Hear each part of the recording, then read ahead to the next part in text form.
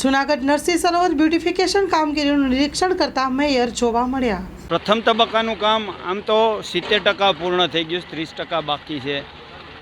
ખાસ કરીને વરસાદની સિઝન આવી રહી છે તો તળાવનું આઉટલેટ અને ઇનલેટની કામની પ્રગતિ માટે આજે તળાવની મુલાકાત લીધી હતી।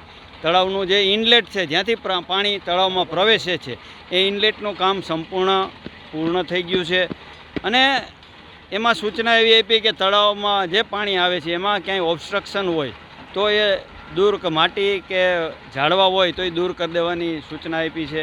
આઉટલેટનું કામ પણ પૂરી ગતિથી ચાલી રહ્યું છે કે આવનારા દિવસોમાં જો વરસાદ પડે તો આ તળાવને ફરીથી પાણીથી ભરાય એ માટે થઈ આઉટલેટનું કામ 4-5 દિવસમાં પૂર્ણ થઈ જશે। એટલે ફરીથી એને આ તળાવને પાણીથી ભરીને નવસાધ્ય કરવા માટે મહાનગરપાલિકા અને આ તળાવના કોન્ટ્રાક્ટર દ્વારા ઝડપથી કામગીરી પૂર્ણ થાય એવો પ્રયત્ન ચાલી રહ્યો છે। આજે તળાવની મુલાકાત લીધી છે ને કામ પૂરજોશમાં ચાલુ છે।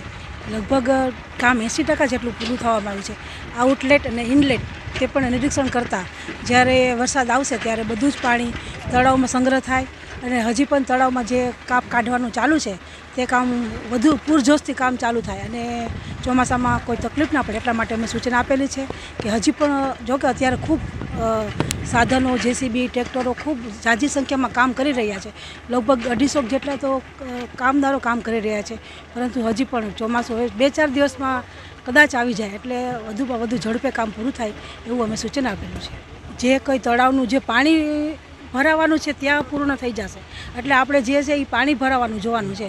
એ તળાવમાં પાણી ભરાશે એમાં 100%, કારણ કે એ બધું ત્યાંથી આઉટલેટ અને ઇનલેટ જે કંઈ કામગીરી થઈ રહી છે એ પૂરી થવાની છે એટલે પાણી તો તળાવમાં બધું ભરાવાનું છે। એટલે જે કંઈ સમસ્યા ગયા વર્ષે થઈ હતી એવી સમસ્યા આ વર્ષે નહીં થાય ના। એ એસટીપી પ્લાન બનાવેલું છે અને તે અંદરથી પણ પાણી અંદર આવી શકે। પહેલાં આપણે આટલી નાની નહેર હતી છતાં પણ પાણી અંદર આવતું હતું, હવે તો એસટીપી પ્લાન બનાવો પ્લસ આજુબાજુની જે જગ્યા ખાલી છે ત્યાંથી પણ પાણી અંદર તળાવમાં આવી શકશે। એટલે આમ જોઈએ તો પોળો જે પાણીની જે સંગ્રહ કરવાનો છે, જે રસ્તો હોય છે એ ખૂબ પહોળો કરવામાં આવ્યો છે। એટલે હવે પછી પહેલાં જેવું નહીં થાય અને એસટીપી પ્લાન ઉપરથી પણ પાણી આવી શકે તળાવમાં અને નીચેથી પણ જે જાળી અમે અત્યારે સૂચન આપેલું છે કે જે જાળી રાખેલી છે જાળી પણ કાઢી નાખે જેથી પાણીનો અવરોધ ન થાય, જાળી ઝાકડા ન સલવાય અને પાણી સીધું જ તળાવમાં આવી જાય એવી પણ અમે સૂચન આપેલું છે।